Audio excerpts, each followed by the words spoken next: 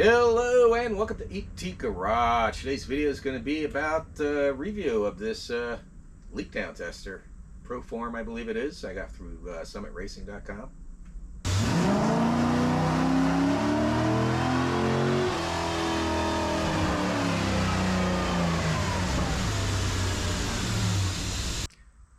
Okay, here it is. This is the Leakdown tester, Proform, I believe it is.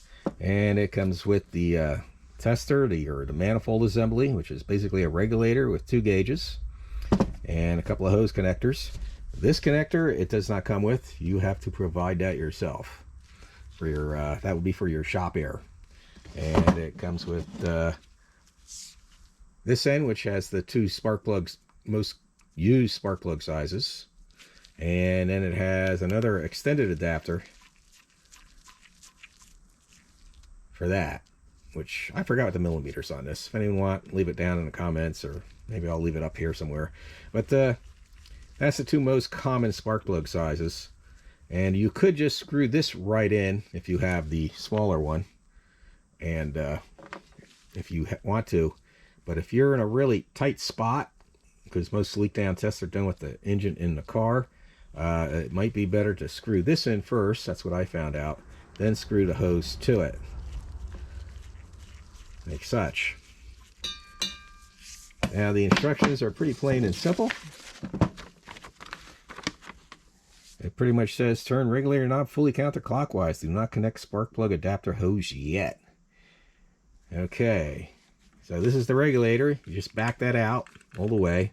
It's probably already backed out, so you don't have to worry about it. Make sure your shop air or air supply is 100 psi minimum. So when you hook it up, if this doesn't read 100 psi, don't worry about it. Just make sure the shop air pressure is at 100 psi or more. Once you get the air hooked up, you turn the regulator knob clockwise until the right hand regulator gauge reads to the middle of the area marked set, which will be right there. We'll do that right now. Okay, regulator is hooked up. I already have this partly turned in, the knob, so, but right in the middle it says, so it's going to go past. I'm going to have to back it up a little. Right there looks good. I don't think you're going to be able to get it perfect. You could try. You just about got it perfect. Okay, once you do that, tool is now ready to connect to engine. It says allow engine to run until sufficiently warm. That's up to you. Me, I won't do that because I don't like getting my hands burned. It says remove air cleaner, radiator cap. Use caution removing radiator cap from a hot engine, crankcase filler cap, and all spark plugs. Place cylinder to be tested on top dead center on a compression stroke, so that exhaust and intake valves are closed. Important. Ensure vehicles in park neutral, ignition off, and apply handbrake. Keep hand and clothing away from engine compartment as engine rotating may occur. Hand tighten adapter hose into spark plug hole and connect other end into the quick coupler on the tester. Regulator gauge will now read percentage of leak down occurring in a cylinder. Readings for each cylinder should be noted and compared after test. Left-hand pressure gauge indicates the air pressure going in the cylinder. It is important that all cylinders be tested at the same air pressure. Due to standard engine clearances and normal wear, no cylinder should be expected to maintain a perfect no leak reading. It is important that all cylinders have a relatively constant reading.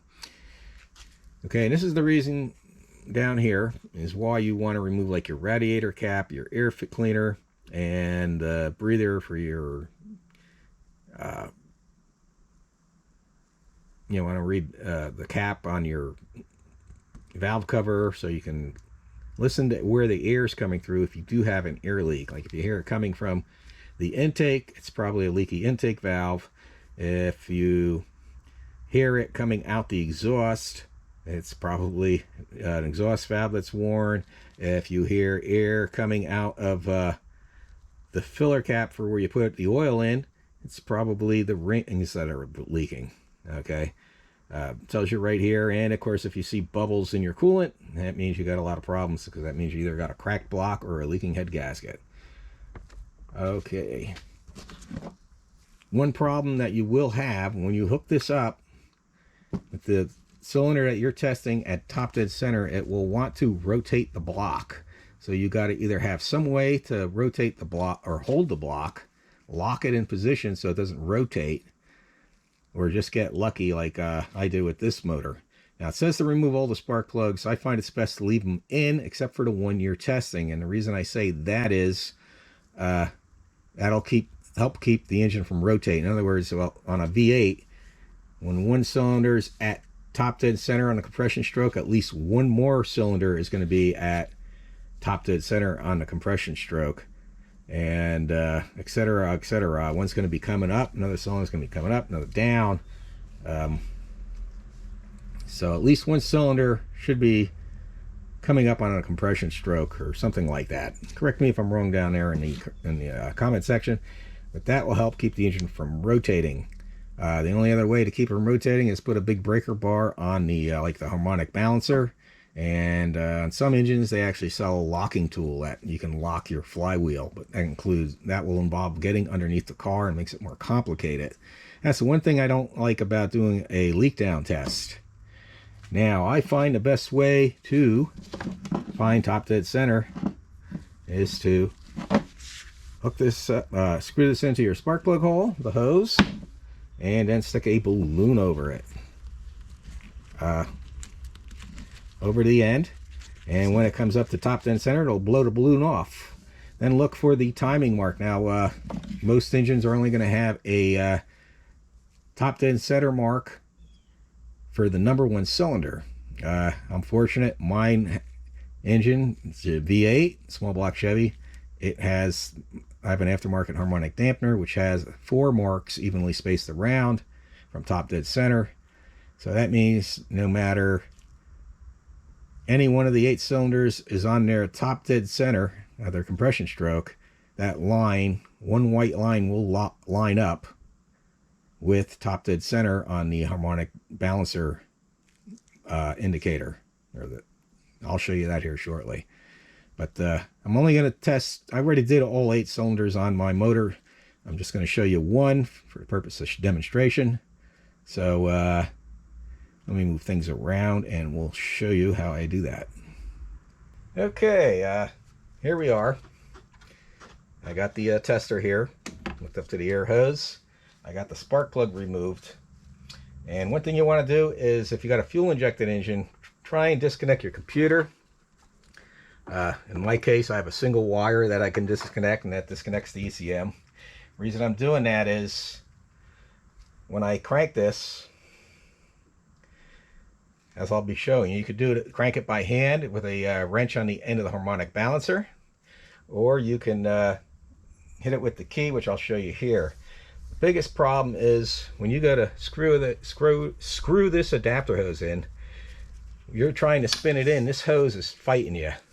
It's going to want to, so you got to like turn the hose and hold it at the correct angle. It's really important you don't cross thread your threads, especially aluminum cylinder heads or any type of metal type of cylinder head. That is the hard part. So I'm not going to show you that. We'll just jump ahead after I get this in. Okay, that's in.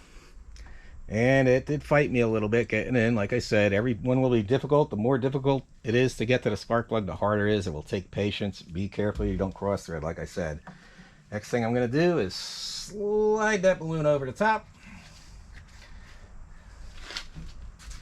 And then put the ignition key in.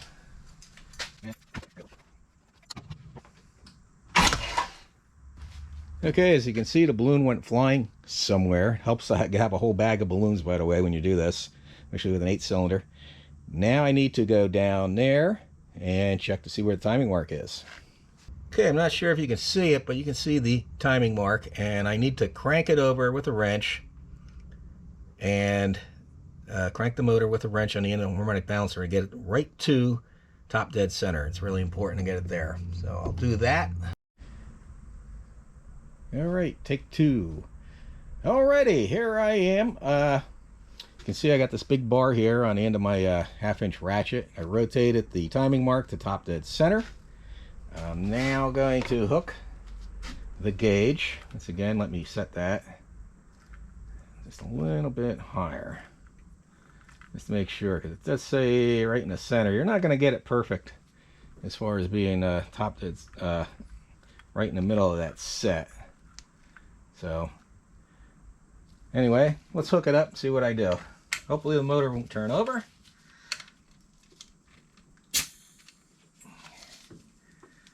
And there we go. And hopefully you guys can see that. I'll have to zoom in. But I'm a little over 20% leak down. That's fine. Last time I checked it, it was close to like 1% or something like that. But I'm happy with that. Now, if I wanted to, I could remove like the air cleaner and listen, see if air is coming out the throttle body. That would make it the intake. Air out the exhaust would be a leaky exhaust valve. Air out the crankcase would be going past the cylinders. And if I remove the radiator cap and see bubbles, then I'm really got problems, because then I got a leaky head gasket or something, or a cracked block. But I'm happy with that. 20% like there, that green section is low leak down. Yellow is moderate, 80 is high. If it was getting close to 40%, I'd be worried, but I'm not. So I guess we'll go over a few key points and wrap this video up. Okay, that pretty much wraps up the review of the Proform Leakdown tester.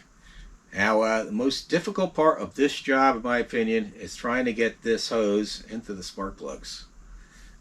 That's what's going to be the most time consuming. It'll depend on what your motor is. And for instance, if you have a flathead 6, it's going to be super easy to screw in. If you say you have a Camaro, one of those year Camaros where the motor sits back underneath the windshield, it's going to be a lot more difficult to get this in.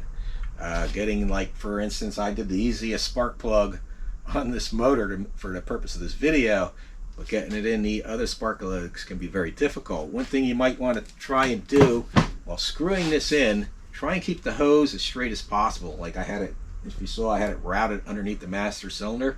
That's how I can keep it. And while you're screwing it in here, you want to turn this like this. So that helps. Sometimes it definitely helps to put this adapter in first if your spark plug has that size. Hopefully it does. I was going to demonstrate this on my push mower. However, that uses one of those real tiny spark plugs, so this adapter will not fit that.